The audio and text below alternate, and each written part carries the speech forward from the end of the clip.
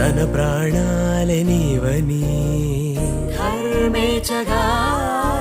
తన మనసంత నీదని అర్థేచగా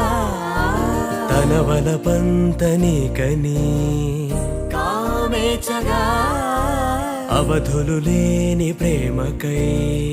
మోక్షేచగా మూడు ముళ్ళతో 7 అడుగుల అగ్ని సాక్షిగా ఇద్దరు ఒకటిగా